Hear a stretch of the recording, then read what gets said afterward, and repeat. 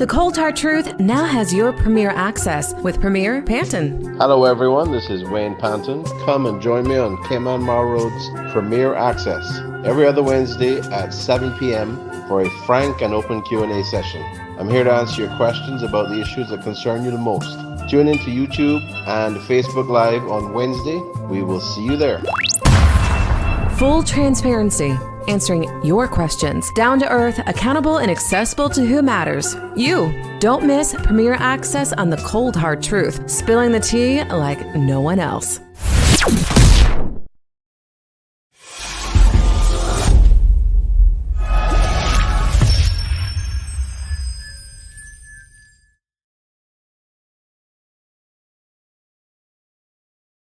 Okay, good evening, Cayman. Welcome to another segment of Premier Access with Premier Panton.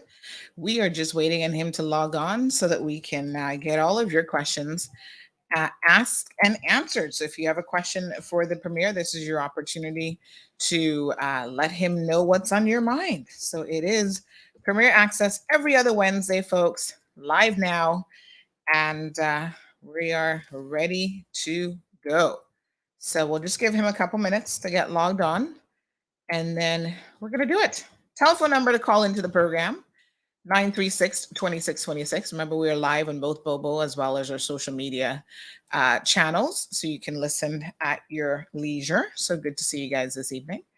I know it's been a busy day. Hump Day Wednesdays always seem to have a lot going on, and on top of that, we are right on the cusp of the long holiday weekend for Easter. I think that's the longest weekend where we actually get 4 days worth of good times.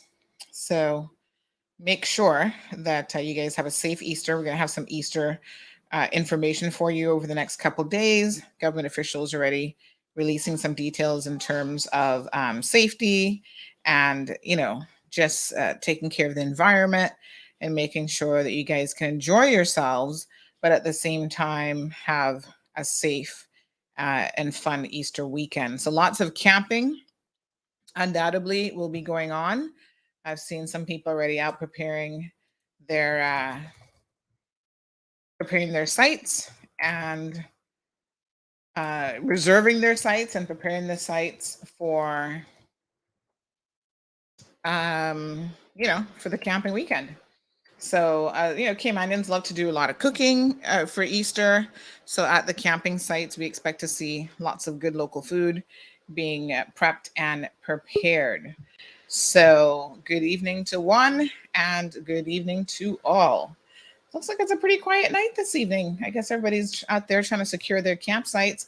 Good evening, Premier. How are you? Good evening, Sandra. I am well, thank you very much. Wonderful. Yes, I see you're sitting down tonight. I am sitting down. Yeah. Long day. Yeah. Yes. I decided I wouldn't stress myself too much. All right. This evening with standing up, but I know. We'll get there. A long day, so yes. All right. It's always a pleasure to be here with you, and pleasure to be able to talk with and interact with people of our wonderful, incredible Cayman Islands. And yes, it is Easter time, and people are out. They have been securing their campsites for some time now. So, it's great to see all the tents out and people getting ready to enjoy themselves.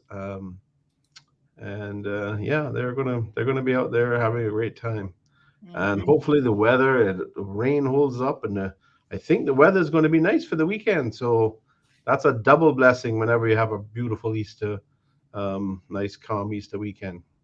Absolutely. It looks promising. It looks very, very promising. Yeah. And I was telling people that, the between the RCIPS and DEH and others are sending out notifications already, just reminding us of some of the things that we need to do to have a safe and enjoyable Easter weekend, but also to leave the environment better than we found it, hopefully. So absolutely.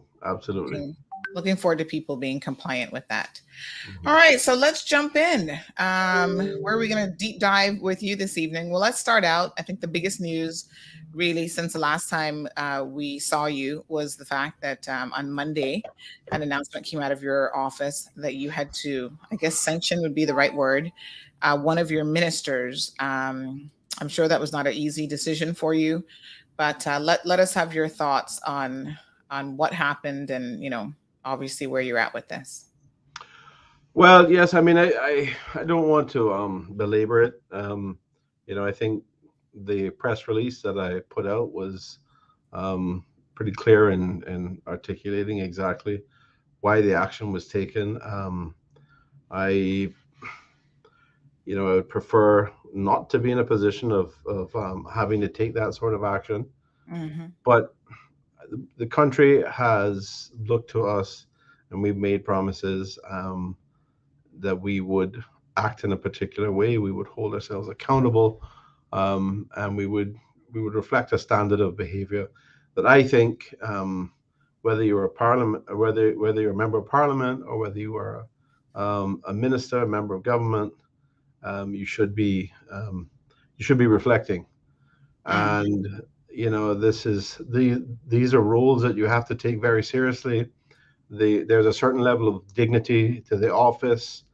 um, this is not something to take lightly, and I think, the minister, uh, his his um, his thought process, and his motivations, um, were understandable to a certain extent, um, but I think, the way he went about it didn't reflect, the standards that we expect.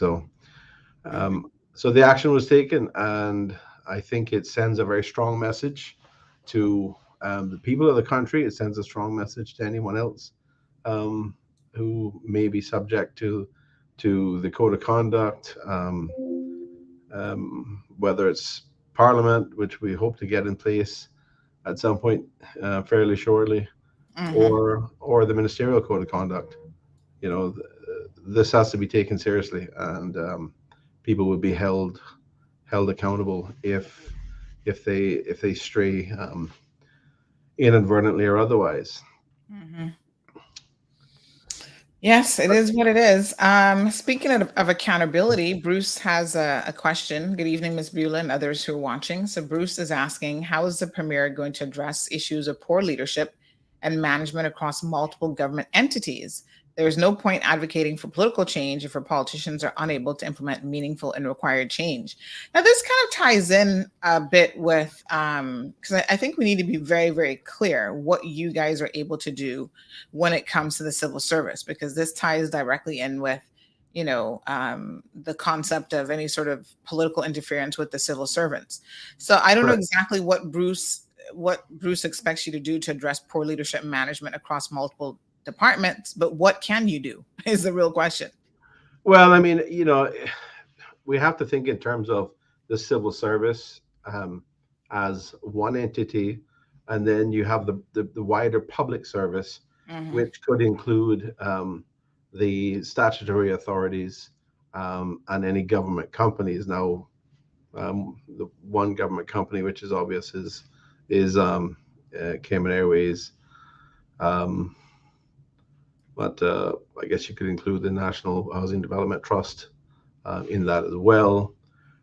So when it comes to the ability of the elected government Hmm. to be accountable for, and to have the ability to address, leadership changes, and, um, changes in the board of directors, or the people who are actually setting policies and responsible for implementing policies at the in the wider public service, that is the statutory authorities and government companies. We have the ability to do that. We can select, board members, and we can hold them accountable, if they are not performing, or um, they infringe the rules, or are perceived as not being, meeting the standards that are expected for those particular authorities. And we can remove those members of the board. Mm-hmm. But in terms of the CEOs or the managing directors, as it is called in some cases, those are typically executives that the board itself need to make a decision in respect of, not the elected government. So we can change the boards. We select the boards. We have to hold them accountable for proper management, and then they in turn would hold the executives accountable. Mm-hmm. But that's one side of it. That is the wider public sector. The narrower public sector, in the sense of core civil service, that is not something that we can involve ourselves in. Mm-hmm. And that is, as you say, precisely a part of the issue that occurred in relation to, the matter that I've had to deal with earlier this week, and last week. And basically, Section 55 of the Constitution provides that the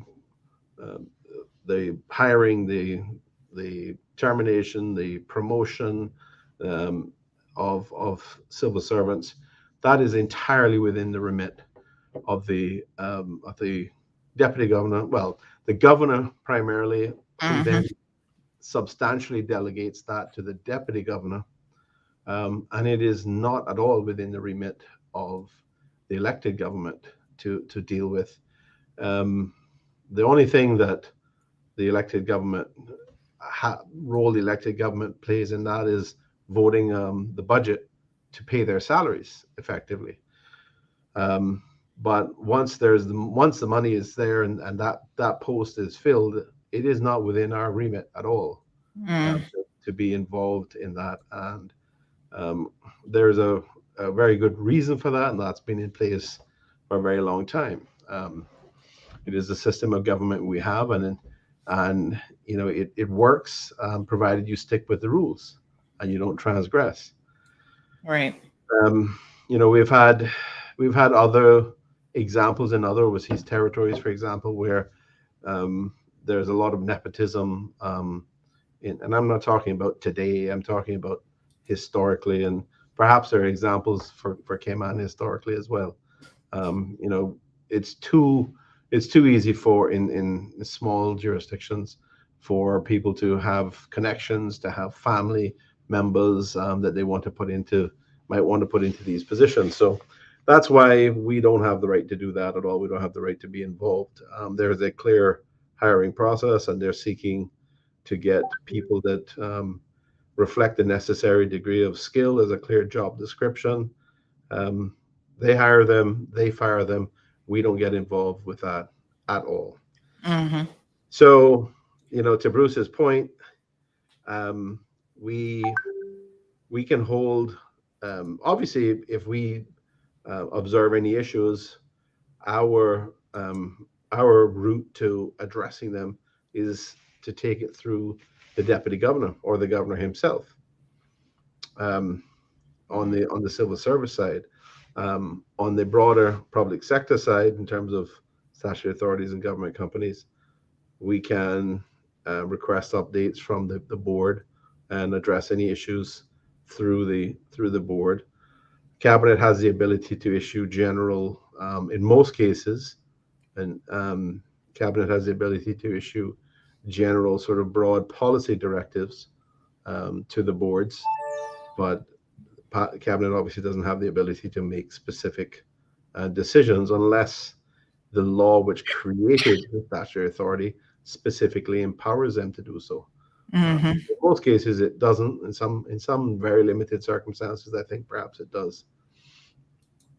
So our ability to hold people accountable varies across the broad public sector, and it is something that we have to take seriously, and we have to do. And what we've had in this past week is a reflection of our determination to hold ourselves accountable for any mistakes or any transgressions. And Mhm.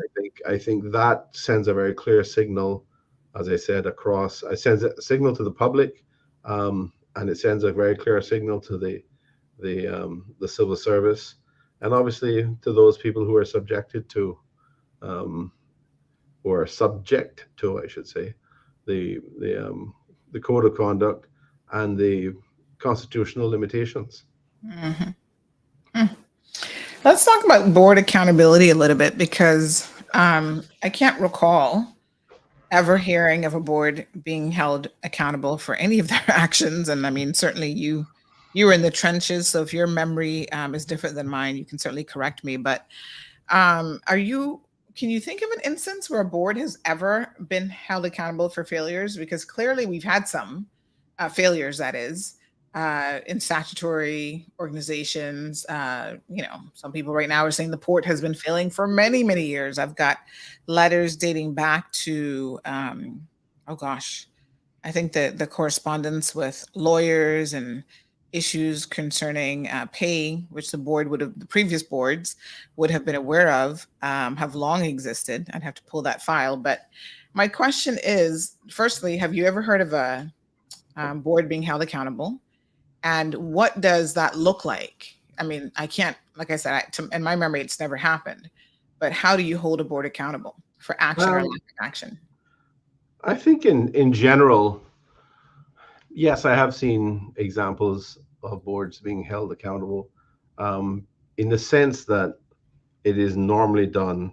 Um, it is normally done by making changes to the board. If Mhm, you if you're a government that has a a um, a board that you have appointed, um, or you may not even have appointed them. You may have just, um, basically inherited them from a former government and not made any changes.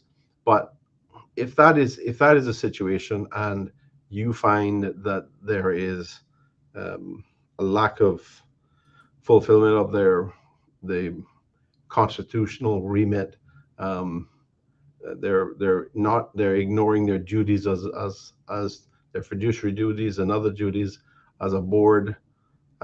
You change them, and you mhm, and you find, new people who have the ability to participate, have the time to engage, and have the interest and have the skills, that you're looking for that particular type of board. Um, I'm not aware of any higher level of accountability in terms of, situations where boards have or board members may have engaged in um, in criminal wrongdoing.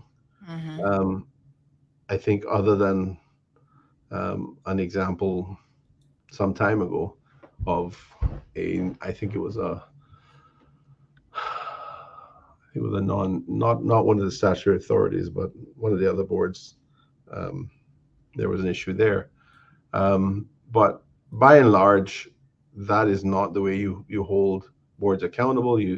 Governments will typically look at members, and reach a conclusion that they're just not doing the job that they want. They're not participating. They don't have the time, and they change them out. And they try to get the right mix of skills and people with the ability and time to participate.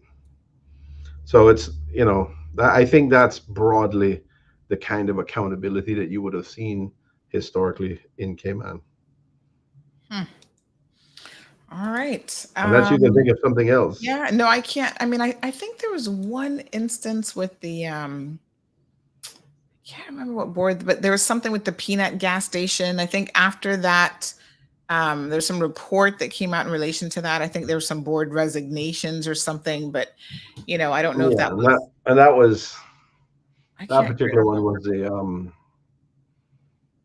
the liquor licensing board. Yeah, I was trying So to remember that if that's who it the was. conclusion there was that there was no there was an internal audit carried out, Hmm. by the civil service internal audit unit, and the conclusion was that there was that that perhaps errors were made, but Hmm. those errors were not, made in bad faith. They were Right. not. it was not an attempt to, to act in bad faith. So that is what I recall from that specifically. Um, but yes, there were some concerns around that particular situation at the time, and Right. I think that happened right at the end of. I think it was right in the middle of the 2017 election. Hmm. Yes. All right. So Bruce says, thank you for answering his question and for your personal leadership. What I don't want to see happen is for the voters of the Cayman Islands to hold the PAC government responsible for the failures placed within the civil service. And this is a very interesting question because I'm glad that Bruce has brought it up because once again, I think people do confuse the two. And I try to be careful even when I am saying something and I use the term the government, right? Because of course, people naturally assume I'm talking about the political arm of the government, Yeah, when a lot of times I'm actually referring to the civil service arm.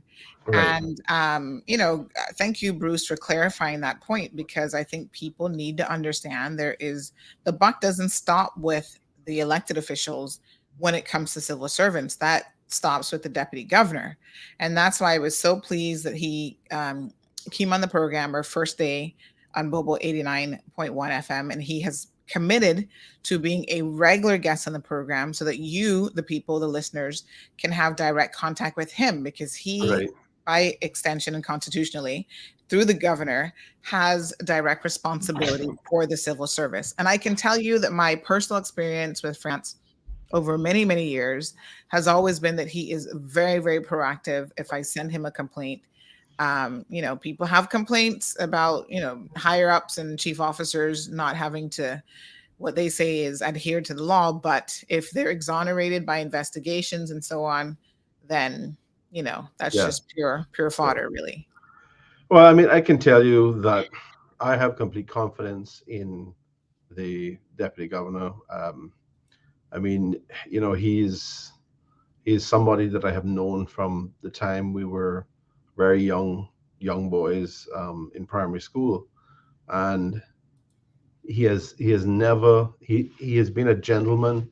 Um, as long as I can remember, he's had the same kind of personality, and he is very much interested in making sure that the civil service can perform at a very very high level.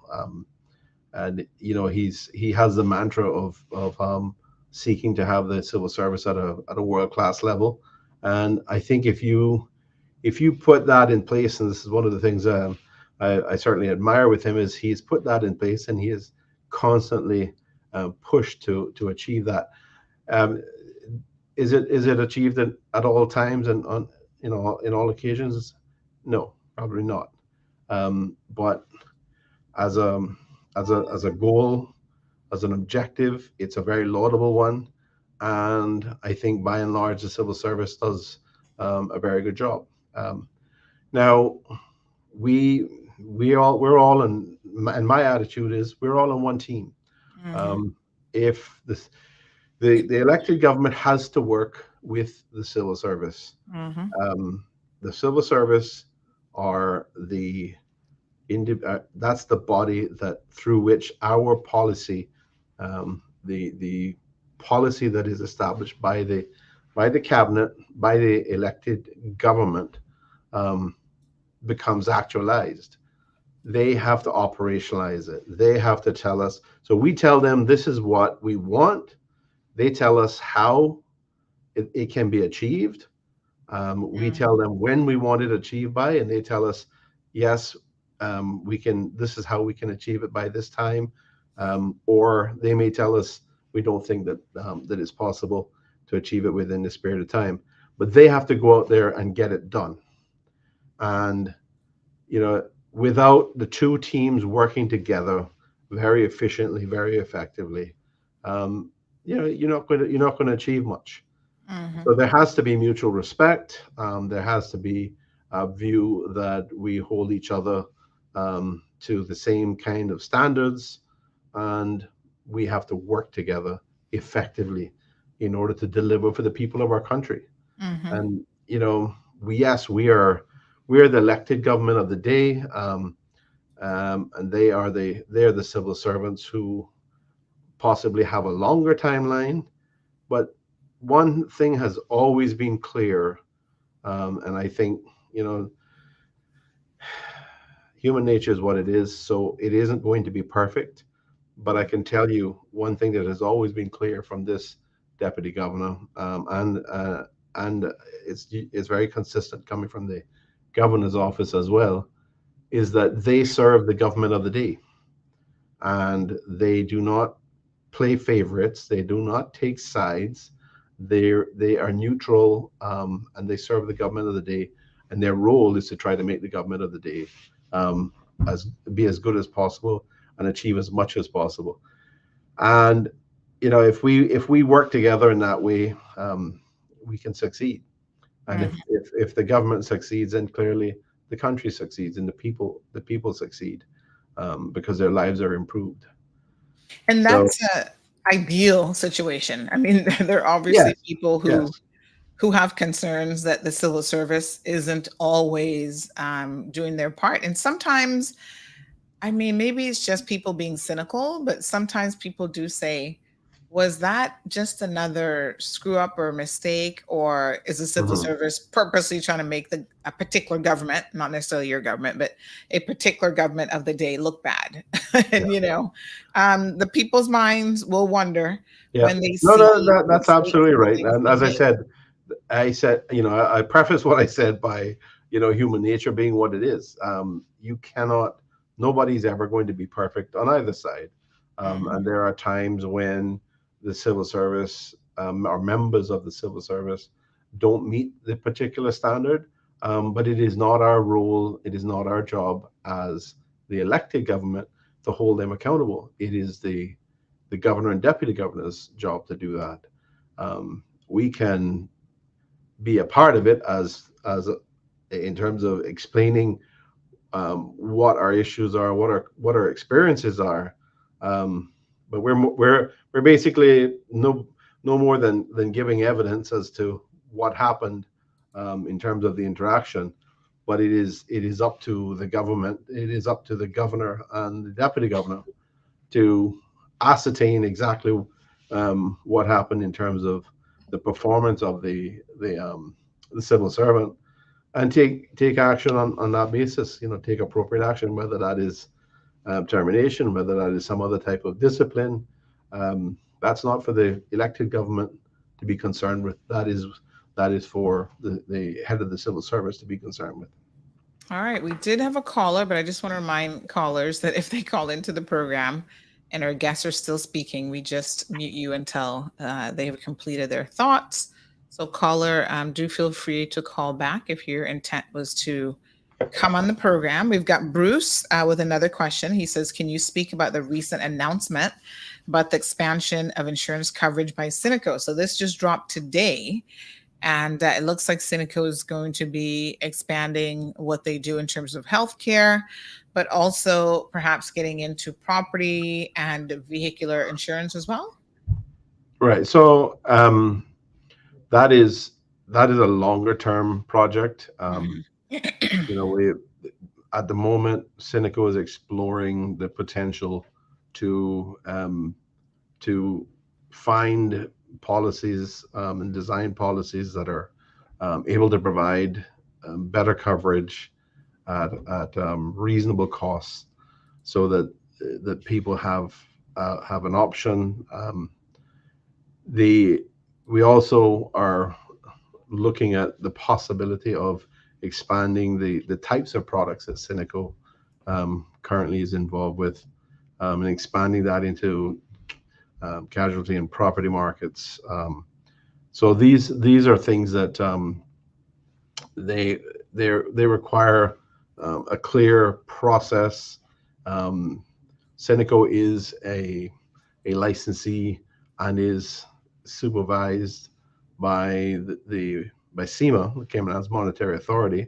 Mhm. So a business plan and a business case and a business plan will have to be submitted to SEMA, reviewed by SEMA, approved by SEMA before this can move forward.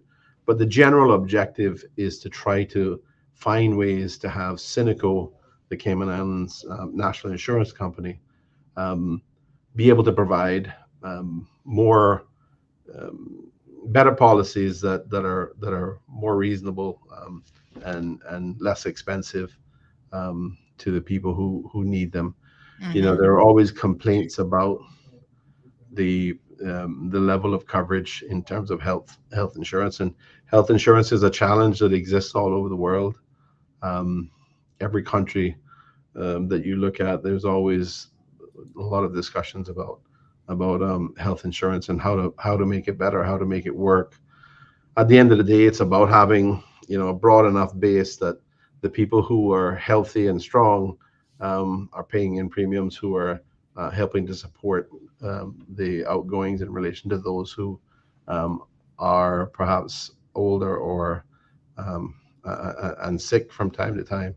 Mm-hmm. And that's we are trying to utilize what we have as the sort of natural synergy and opportunity that we have here, um, to improve the options for our people.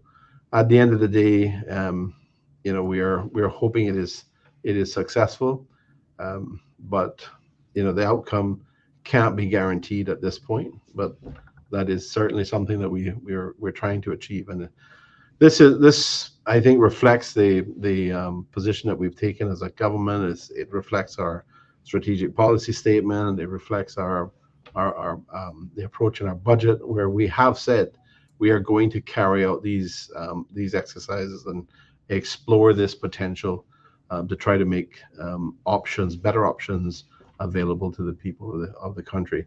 And in this case, it's going to range from healthcare, all the way over to including, property insurance and other lines. But we'll Mm-hmm. see how that develops. As I said, we've got to go through a process of getting the regulatory approvals first, and then the business or the work then begins of working through all of that potential to try to facilitate getting better deals for the people of the country. Mm-hmm. Wow. Okay. Well, thank you so much, Bruce, for those questions. He says, is the country getting value for money that is being spent on the provision of public education? How can we address the increase in very concerning conduct by our children in and out of school? So this is where we actually wanted to segue into part of the conversation this evening is, on this morning show, we were talking in great detail about what seems like a very, very serious issue, particularly at John Gray, but it may be happening at other schools, but upwards of 5, 6 fights in a single day. And we have video evidence of the children fighting. They're videotaping it and they're putting it on these social media networks, including Instagram and Snapchat and TikTok and other things.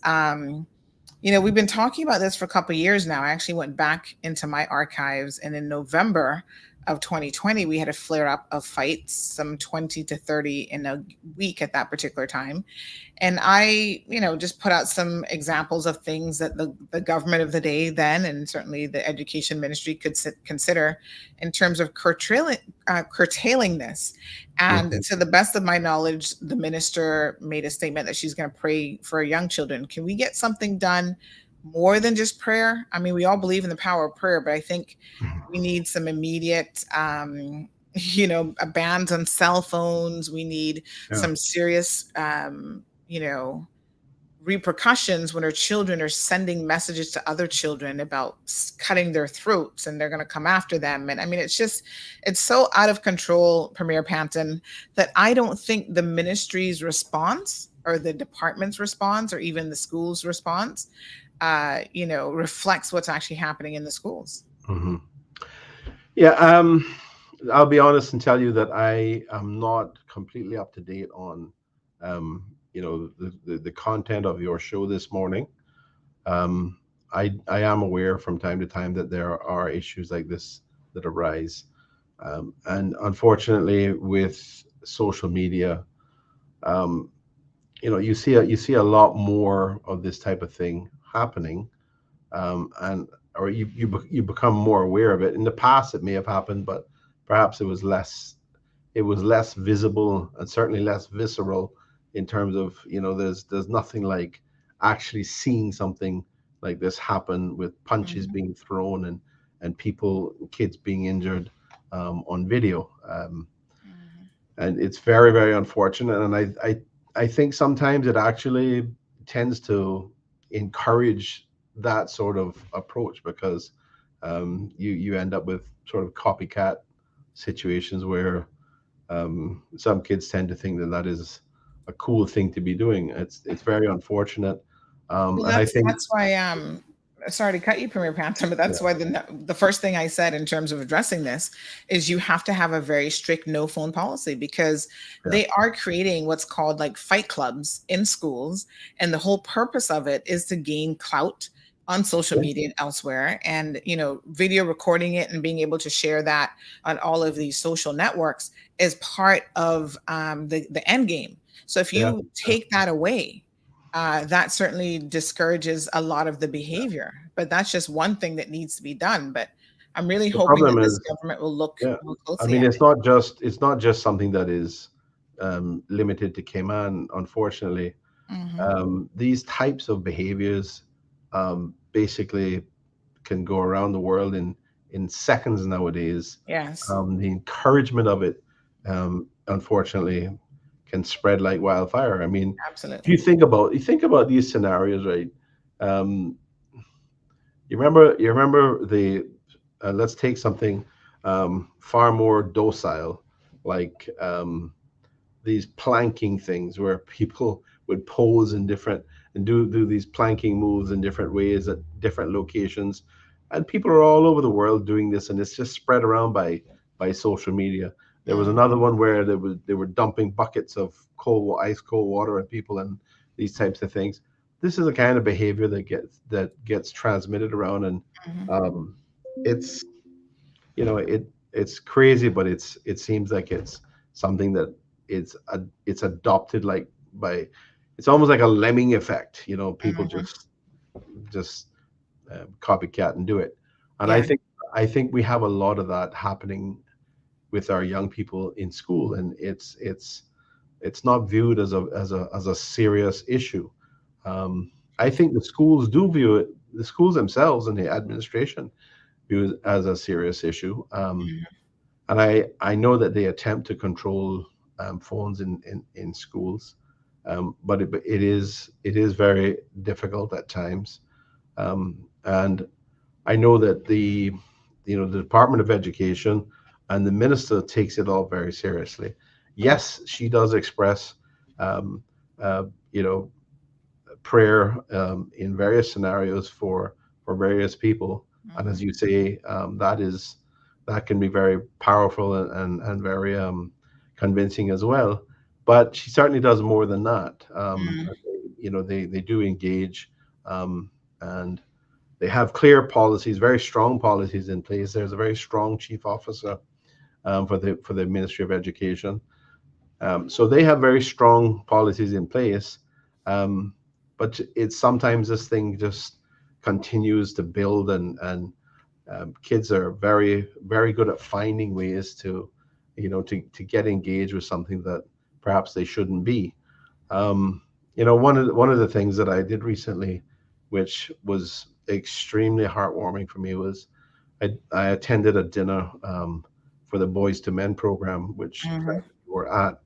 Um, and it was just, I guess one of the things that struck me was a lot of the young men there, and they were from two different schools. There was a group from John Gray, as you know, and a group from Clifton Hunter, mhm, and they had their mothers or their significant neck, people that were near, considered their mothers to them, or in some cases they brought even their favorite teachers. Uh, mhm, But it was interesting, and particularly the young men talking to their mothers and saying, Mommy, I know that I've caused you problems in the past, and I know that my behavior hasn't been the greatest, but mhm, I want to tell you how much I love you, and I'm sorry, and all that. And we're talking about kids, right? They're good kids. Most of them are going to be perfectly good kids. Um, do we have some that perhaps have some issues that may end up needing to be addressed? Clinically, perhaps. Um, but the vast majority of them, I think, are good boys and girls. In this case, it was the boys, and you know, this is a process that we all go through. I mean, we've all been young, and we've all um, perhaps gotten up to things in school that we wouldn't today think was appropriate. But I do think that social media has a huge impact on this kind of behavior, and it is encouraging, and it makes people feel like it's something that they should emulate. Mm, How we manage that is a huge challenge. I think it's a huge challenge, and we can't just be the schools. It has to be the parents as well. We have to have a full on, all embracing approach to these types of issues. So the schools need to have proper, strong policies in place that help to maintain order. Um, the we as a country we have to reflect um, a sense of commitment to law and order, because if we don't, then then that starts to break down. Um, that is the bedrock of civilization, mhm. and if we don't have that, then we have even bigger problems. But we have to have that commitment, and that has to be reflected throughout society, and that has to be reflected in the way the parents interact with their children as well. So it's not an easy. I don't think there's any easy answer for it, but we have to continue to strive collectively to address this issue. I am expecting to get a more fulsome briefing on especially the content of your show this tomorrow, to understand exactly what else the education department may be working on, and the Mhm. ministry may be working on to address this. But I'm confident that they are. This is not something that this didn't just start Oh, today. that's that's for sure. As you said, there have been Yes. many other issues and many other examples. Um, but I really think that we've got to do a better job as a Mhm, society as a whole mhm, of teaching our children to have respect for themselves mhm, first, then to have respect for others, to show empathy, to be tolerant of the differences of others. Um, and if we as parents show a level of animosity or lack of tolerance, um, then our children are going to reflect the same thing. mhm. So I think a large part of Yes, it is our parents and our society as a whole needs to reflect the standards that we want our children to be emulating. absolutely. We do have a caller. And by the way, OCM Production says that these so-called strict policies are not working, and as such, what policies and initiatives can be put into place? I mean, the sheer number of fights that we're talking about, it's obvious that whatever is being done isn't working. But of course, we also agree with the premier that this is a collective. It's our collective responsibility. And as I said Mhm. this morning, it really starts with the parents first. Caller, good evening and welcome to the program. Yes, hello, caller. Oh, all right. Um, Let me read a part of what one parent shared.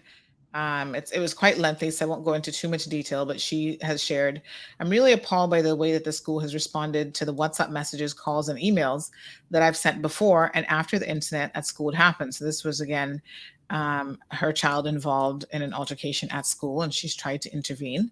She said, I've been to the school and contacted the principal on the matter, and it fell on deaf ears. Before the incident got so serious, I felt their only concern was about having bad press, and she puts that in quotes, not wanting it to get on Cayman Mall Road, which I heard in member staff saying to the students. I was told um, I was told meetings with parents, the campus police, and the students would happen, and it never did. if it had taken place, maybe the situation wouldn't have gotten so blown out. After the incident happened, it was only one teacher, head of year, that reached out to find out how my kids were doing. The principal nor the deputy principal called, messaged, or even emailed to find out how the kids were doing, nor to give any updates about the incident. After sending an email to a couple of people in education department, Ms. Catcher acknowledged my email, apologized, and said that they would look into it. Days on days, I would email the school and include those from education department and received no response. With the seriousness of the incident of people illegally coming on the compound, approaching a minor that he sent threats to, and the school knew, entering the main office, trying to hit down, the principal's door to get to the individual, you would think the communication would have been a lot better, but it wasn't. I've requested a meeting with senior staff at the school so that they can answer the questions that I've asked, but yet, once again, haven't gotten back an acknowledgement response, or even an acknowledgement response. Right. I'd like to have discussions with them as to how they're dealing with bullying, cyberbullying going forward, because my heart goes out to the students that aren't so strong and can't handle bullying. Too many kids are being bullied, and it affects them mentally, and I want to see change in these schools. That's part of what one parent shared. Mm-hmm. So just to give you an indication of how serious the situation is. Pretty Girl 345, I'm glad that you are listening tonight. Thank you for reminding me. I did get a response. I did reach out to the Premier about this, but I actually got a response from an attorney as well. Obviously, the Premier is an attorney, but I think he did more corporate than family law. But this is one of those things that it is as I figured. So you guys might remember that on Tuesday's program, a parent called in saying that they've got a 14 and 15-year-old, and the parents are divorced. And so one parent wants to get the children vaccinated and the other parent does not. And so the first question, Pretty Girl 345, that I have for you is is there any sort of custody through the courts arrangement of who can make the medical decisions for the children? Which it might come down to if both have joint custody. Hi, good evening, caller. Hello? Hi, good evening. You're live on air. How can we help? I would like to come and talk to them. Sorry? I would like to come to speak, ma'am. You have to turn off the background radio. I said I would like to come on the air, ma'am. Yeah, you're live now. You're on air. Just good night, ma'am. Yes. You see what all Good the evening. you see what all the Premier is saying. He's saying one thing, but the government, the people that work in the government department is doing a different story. Mm-hmm. So I don't know how he gonna come on news and say one thing and then they're doing a different thing. Can you be a little bit more specific when you say they? Like, are you speaking? Okay, he's okay. For example, like the man from West, the politician from West, how they resign, right? Mm-hmm. He's saying one thing, that he the Premier of the Cayman Islands, right? And his government employees, right? He's saying one thing, like trying to make them look good while they are not doing the right thing what they're supposed to be doing. This is why the slackness in the government department keep on happening, and this is why people always complaining, because they're not doing what they're supposed to do at the right thing, man. Mm-hmm. So what do you expect? Better be happening. Yeah. Did you hear the Premier actually say that when it comes to government departments, which is the civil service, they're not supposed to interfere with that and they have no control over that? That's the deputy governor. So that's France Manderson. When it comes to the politicians and holding them responsible, that's where he can do something. Come on. Can I say something, Miss? Sure. The premier is I think he's higher than the deputy, kind of higher than the deputy premier. So he could rule them. No. That's not how it works.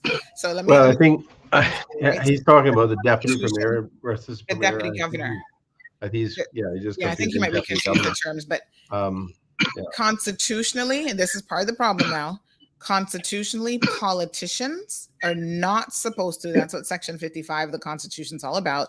They're not supposed to involve themselves in the hiring, firing, promotions. Nothing to do with the civil service in that sense at all. So if you're complaining, they're the one that do the ruling, right? What ruling? They're the one that sets out the order for which department need to do or what not to be done. Am I right or am I wrong, ma'am?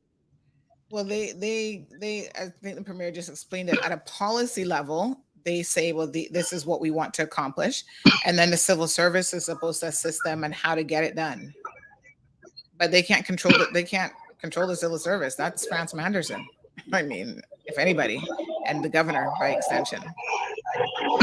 Unless the government is fake or something. Why? You understand what I'm saying, Miss? How I see it, because if you go to, like, okay, for example, right, Miss, every time I go to the Royal Commonwealth Police Service, ma'am, they always kick me up. But if somebody go to report my name, so fast they come and arrest me, ma'am. Yeah, I think that you need to reach out to maybe the Human Rights Secretariat, because they can investigate. I've been through there too, Miss, and they never did nothing, ma'am. I've been through all the government department, Miss, and they don't want to do nothing. Yeah, I think you and I have spoken before, right? And yes, ma'am. About the police sending gunman after me, ma'am. Yeah, I think my recommendation to you is just to get a good lawyer. Sometimes you need to sue people, and if you're under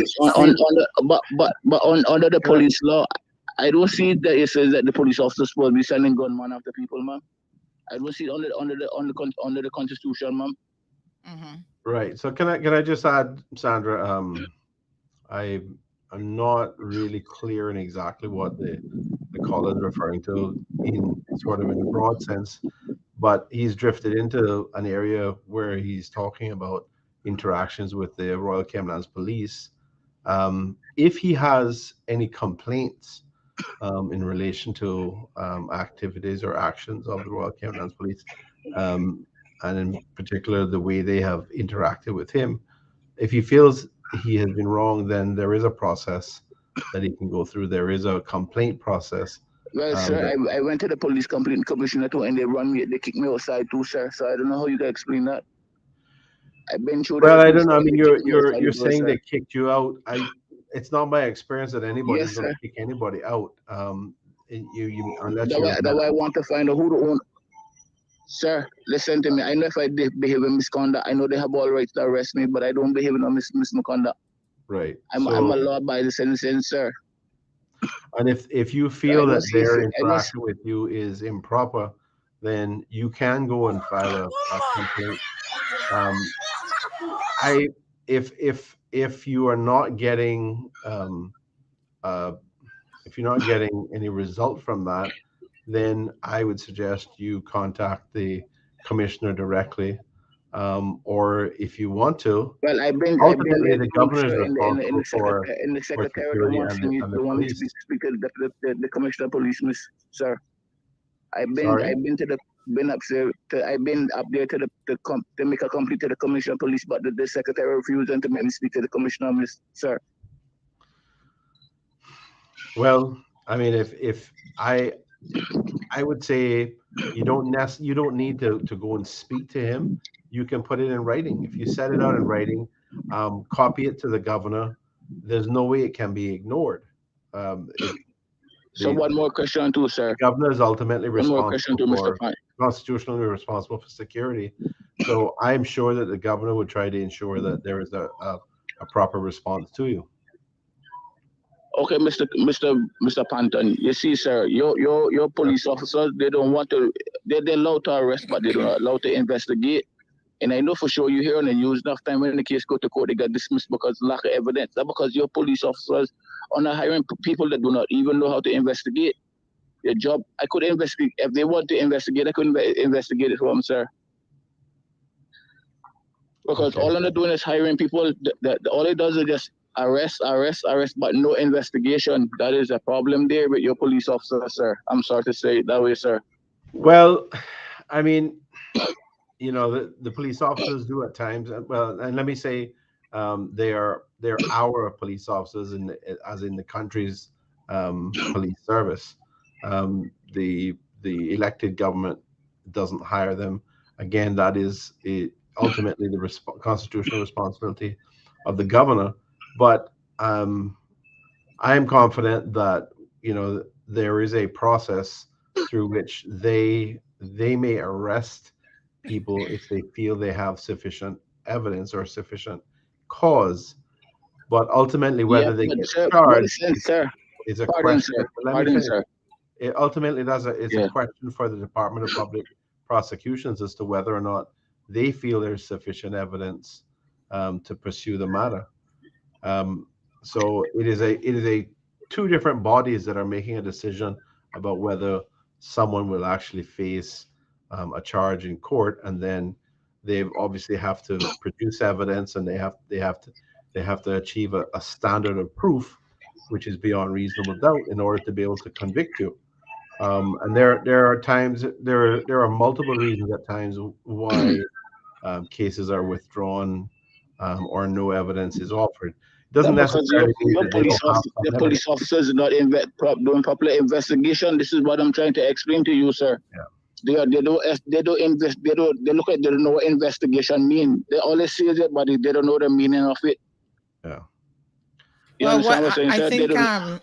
if we can go back to what my suggestion to you is, that really you need an advocate on your behalf, and the name of that advocate is called a good lawyer. So you need to find yourself a good lawyer who Yeah, can. But miss, come on, now, miss. This is the police. This is the Royal Cayman Islands Police Service we are talking about, miss. But that doesn't mean anything if you have a good lawyer. Believe me, lawyers go up No, but against the miss, what? RCIPS every day. Okay, miss. I got you one question. What is sense to have a police then if I go through to get a lawyer just to sue them? Just to get my point clear, miss. What is sense to have a police officer, a police station? Sometimes you have to get a lawyer to deal with government, including the police. But caller, we are unlimited time because we've got to end the show right at 8:00 is when we're going to get cut off. So I want to thank you for calling into the program and have a wonderful evening. Thank you, caller. Okay, man. Thank you, man. Good night. All right, you're welcome. So maybe we could, we got 3 minutes left. Maybe we could conclude on Pretty Girl 345's question. So basically, she has a situation, two parents, 14 and 15-year-old. Father doesn't want them to get vaccinated. Mother does. It's hindering her ability to be able to travel freely. They have joint custody, and she's asking whether or not the kids can take the vaccination status of the mother in a situation like that.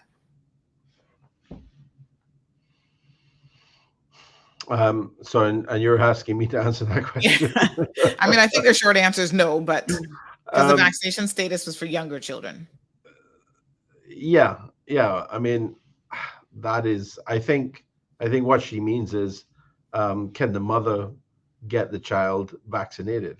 I think the mother probably can. The mother can get the child vaccinated if the mother has joint custody or sole custody of the child. If the father feels very strongly about it, I think in order to prevent that from happening, he would have to go to court to get an injunction to block it. Now,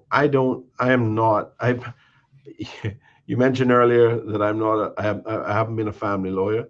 I can tell you that I was involved, particularly during my training years. I was involved in a lot of family-related matters, and I learned enough to know that it was not an area that I really enjoyed, because I hate seeing people, fighting against each other and in pain and showing so much raw emotion. I decided companies don't reflect that kind of problem, so I could be a corporate lawyer. Not usually, but sometimes they end up in court. But a lot easier. Well, yeah, but I mean, it's not people in, you see the worst of humanity sometimes when people are engaged in these emotional battles, and they bring in the children and all sorts of stuff, and it's really difficult. It takes a special kind of person to be able to deal with these things and sort of advise dispassionately.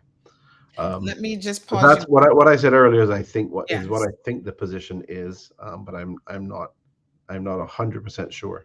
Right. Okay. Let me just pause you there so that we can end the program for our radio listeners. Good evening to everyone who's been tuned in to Bobo 89.1 FM. We'll see you guys in the morning at 7:30. So let's just play a quick outro for those individuals. You guys have a wonderful night.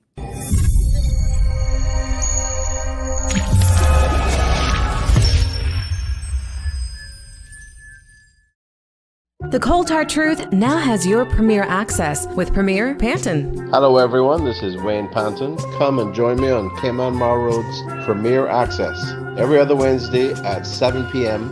for a frank and open Q&A session. I'm here to answer your questions about the issues that concern you the most. Tune into YouTube and Facebook Live on Wednesday. We will see you there. Full transparency, answering your questions, down to earth, accountable, and accessible to who matters. You. Don't miss Premier access on the Cold Hard Truth, spilling the tea like no one else.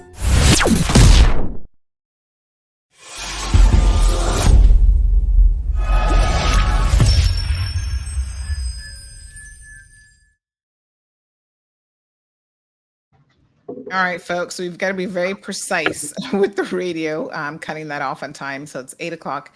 And we won't take too much time from the Premier this evening because he has committed to doing an hourly show every other Wednesday. Pretty Girl 345. I did speak with someone on your behalf who has a little bit more experience. So I think the concept of changing the regulations or the law to try to accommodate two parents who are fighting isn't what's going to happen. So the government isn't going to allow older children to take the vaccination status of a parent.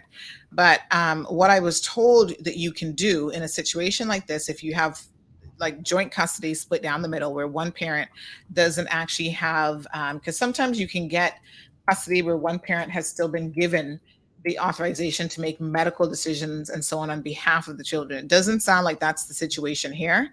So what I have been advised that you probably need to do is to get a court order that allows you to do that. So the person said if they have joint custody, both of them would have to consent to the child being vaccinated. If there's a dispute between them, then that is where you have to go back to court. And it depends on the terms of the ancillary order. Sometimes there may be special dispensation for medical care, for example, who pays for it, who has the final say, etc.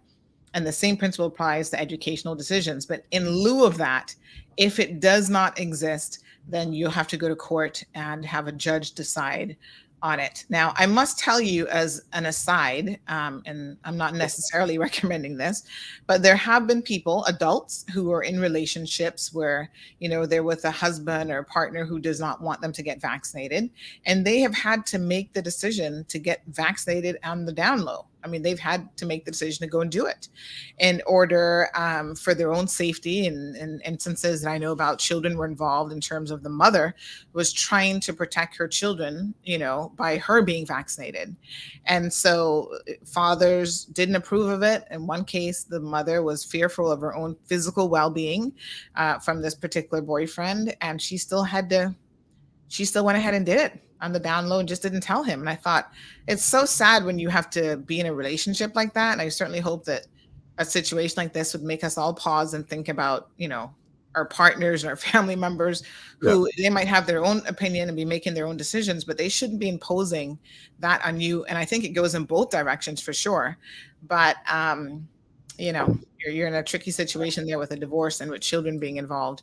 And the lawyer ironically said to me, kind of tongue in cheek, about his ex-wife being so spiteful with their children. And his final word of advice is that never, ever have children with an imbecile. That's what I say.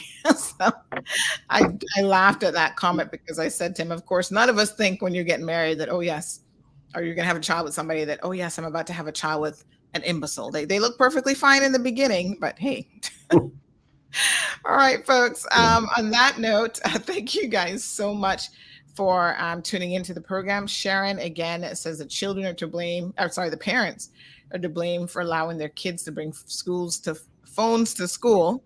And if it goes against school policy, but I don't know how, based on the videos that I've seen, how so many are slipping through. Like, where are these kids hiding the phones then?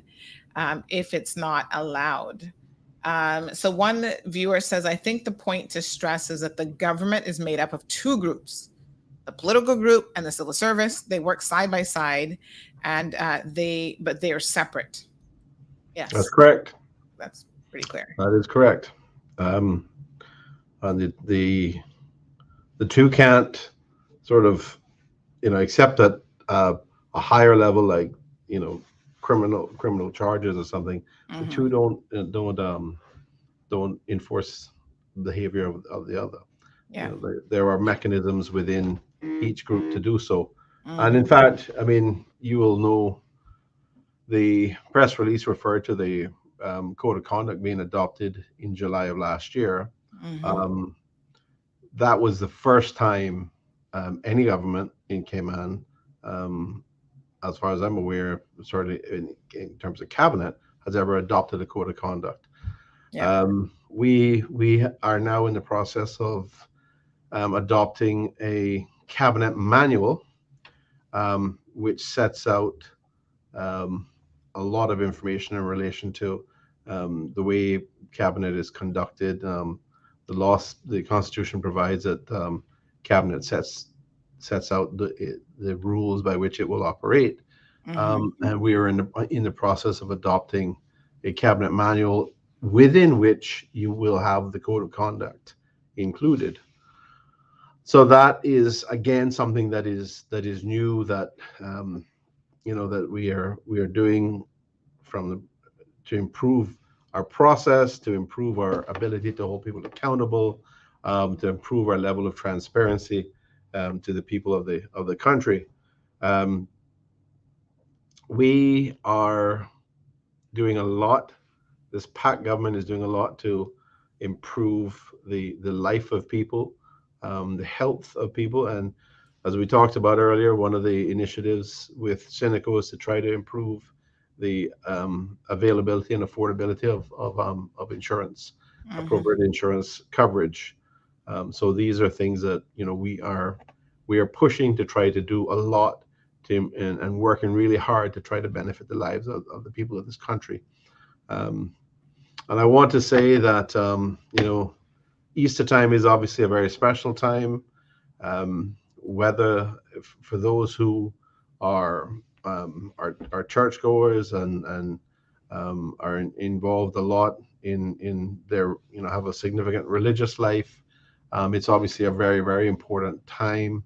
Mhm. Um, and for those who are not, it's still a very significant time for them. Easter is a very special time, and I want people to go out and enjoy themselves. I want the country to be safe. I want people to be careful.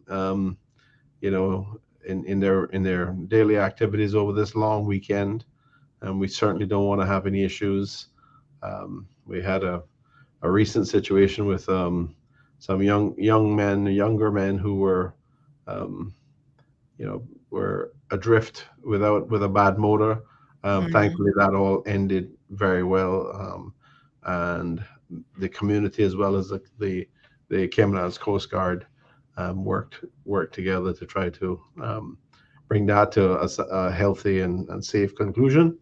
And I want to see that continue for the entire weekend. I want people to enjoy themselves.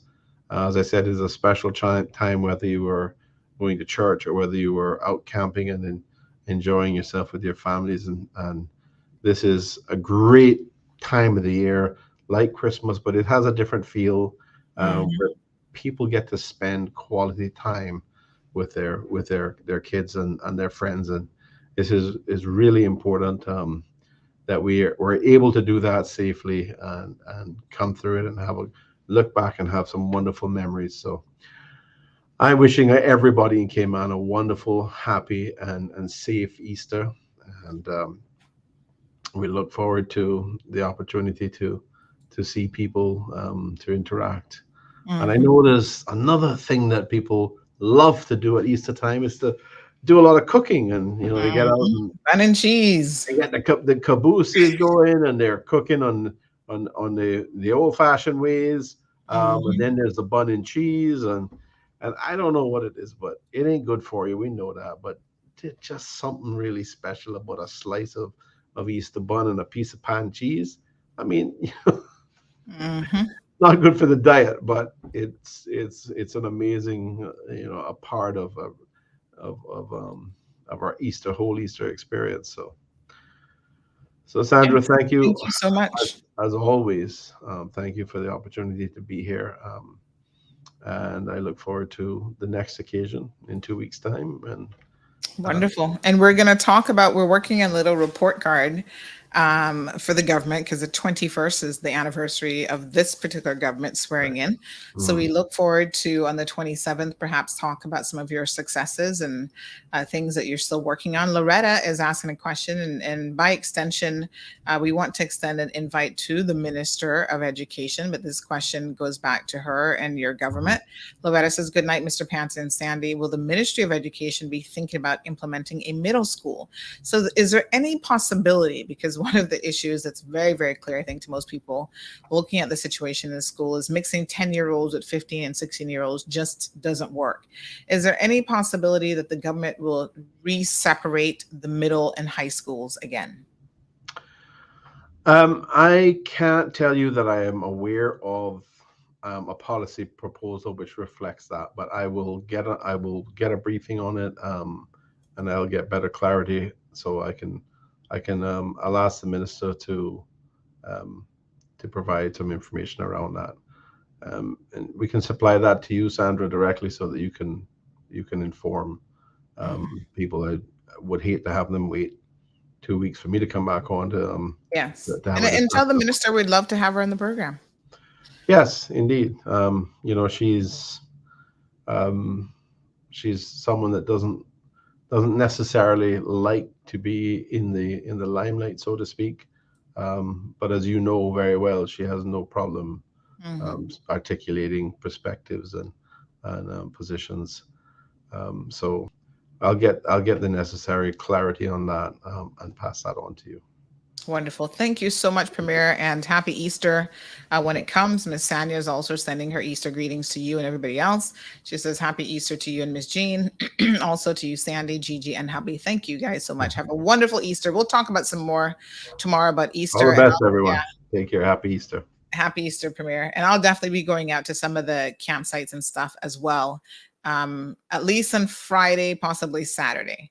So I'll come by and say hi to everyone. So you guys have a fabulous night. Please be safe. Tune in tomorrow morning for another episode of The Cold Hard Truth. The Cold Hard Truth is Cayman's #1 talk show since it debuted in March 2020. According to independent research, we are the most listened to talk show in 2021, and most people prefer us to any other options on island.